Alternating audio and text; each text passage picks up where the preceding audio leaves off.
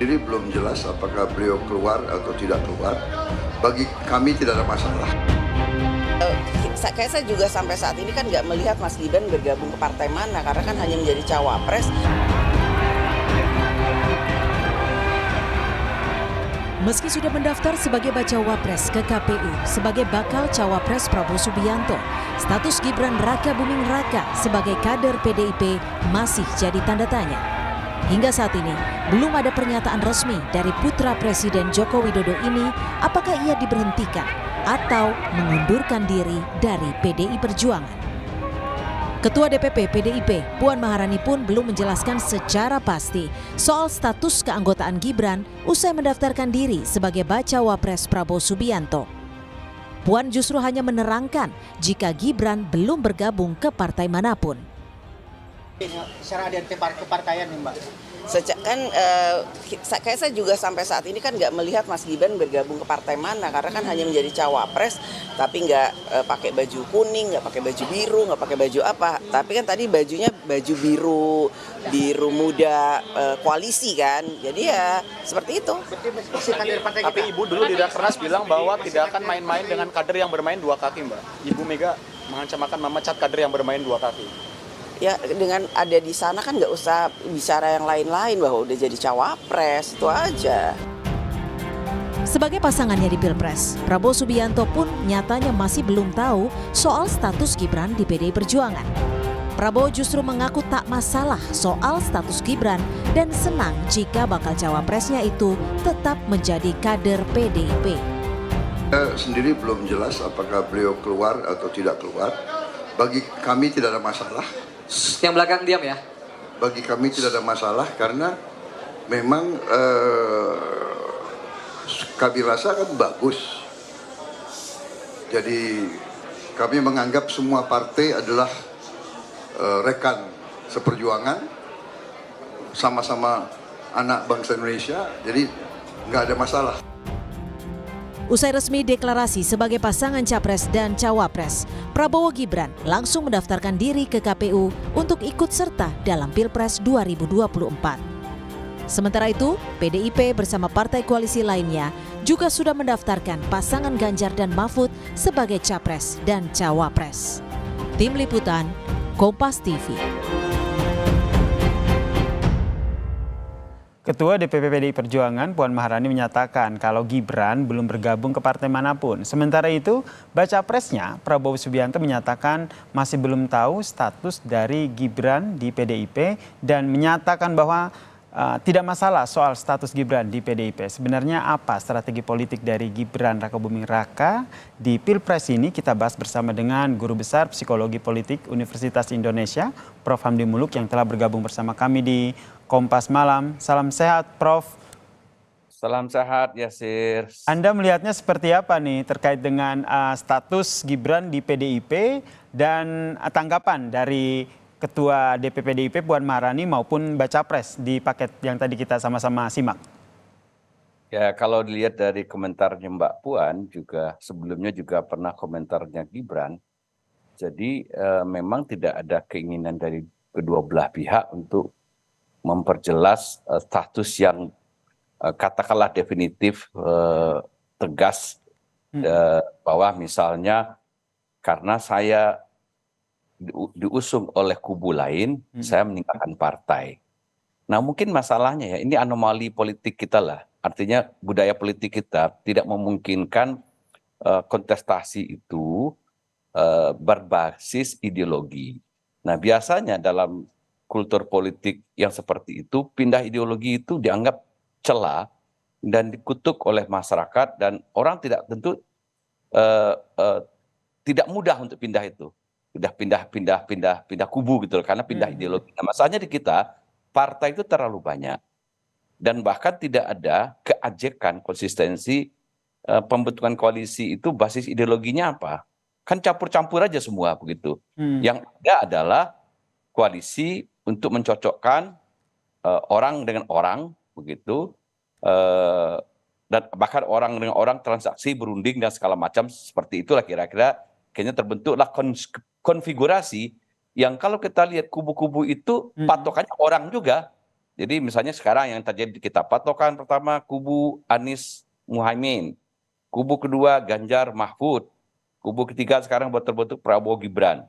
Nah, bahkan partainya pun juga bisa orang dua kepartaian bukan dua kepartaian maksudnya. Coba kita lihat contoh kasus Pak JK dulu. Ini contoh yang sudah terjadi juga. Udah presidennya.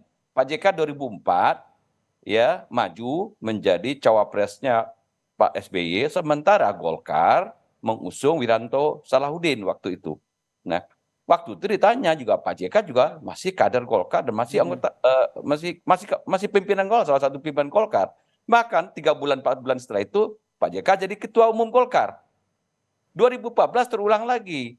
Pak JK maju bersama Pak Jokowi, ya, ada beritanya tuh. Ditanya, apakah Bapak sekarang sudah keluar dari Golkar? Enggak, saya tetap kader Golkar, anggota Golkar, masih menyimpan kartu anggota Golkar. Saya maju sebagai pribadi gitu. Jadi sudah ada presiden ini. Nah, jadi sekarang dan masyarakat tidak dalam tanda kutip tidak menghukum lah bahwa ada orang tidak jelas ideologinya ya dalam sebuah kontestasi begitu dia berasal dari partai A itu dengan pasangan yang baru dia masuk juga sebenarnya ya tidak bisa kelihatan ideologinya yang diametral gitu loh. Oke. Misalnya di ke kanan. Kalau sekarang kan tiga-tiganya sama aja sebenarnya. Berarti seperti tadi Anda sampaikan, berarti dengan kata lain dari PDIP sendiri memang ada keinginan walaupun sedikit begitu ya, tidak akan melepas Gibran begitu. Iya mungkin, itu kita tidak tahu ya, kita tidak tahu juga, bahwa mungkin kalaupun toh Gibran menang, kader kami juga gitu. Mungkin juga itu pemikiran yang sama oleh Golkar dulu, ya tidak apa-apa, kader kalau kami. menang nanti kader kalau kami juga. Wiranto Salahuddin kan kalah, salah satu kader terbaik kami.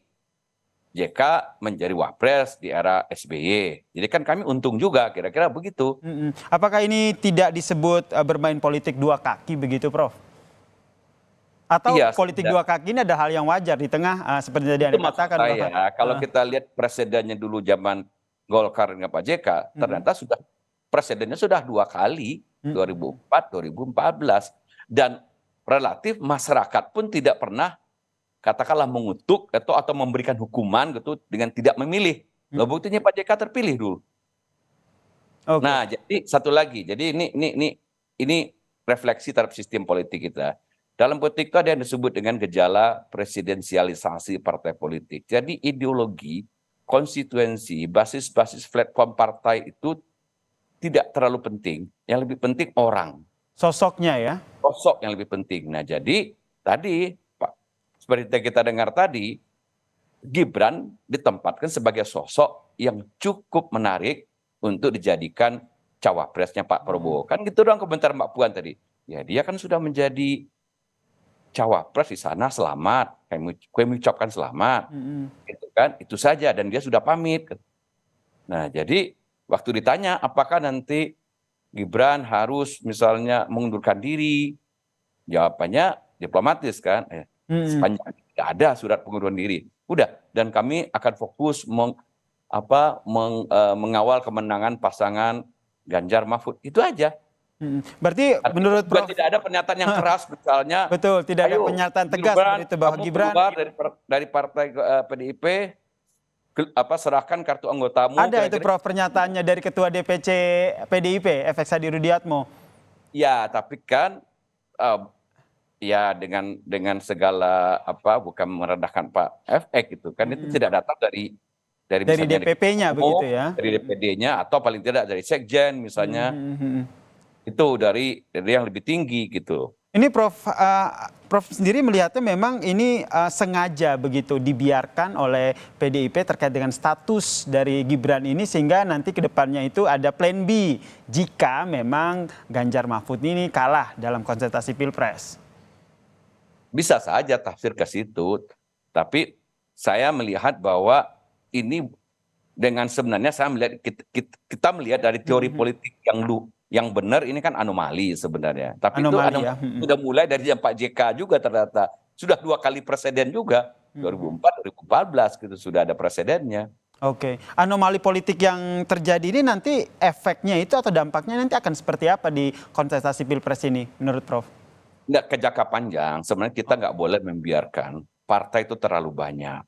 Tidak jelas sosok ideologinya. Kontestasi yang sehat itu adalah berbasis kontestasi ideologi. Katakanlah hanya 3 varian ideologi yang jelas gitu, misalnya kiri gitu ya. Kalau konteks kita mungkin ada yang agak Islam, kanan gitu, ada yang agak sosialis ke kiri atau di tengah gitu. Cukup 3 partai sehingga terbentuk basis konstituensi yang jelas.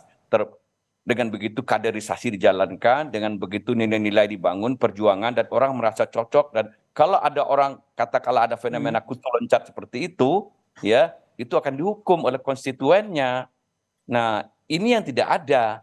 Jadi bukti dengan dulu Pak JK 2 kali menang, ya pemilihnya nyaman-nyaman saja misalnya. Karena yang dilihat sosoknya ya, begitu ya? Ya betul, yang dilihat personal. Jadi politik kita itu memang politik personal itu lebih penting daripada persoalan konstituensi dan ideologi. Baik. Nah kalau partai banyak, ada lagi penyakit turunan yang lain.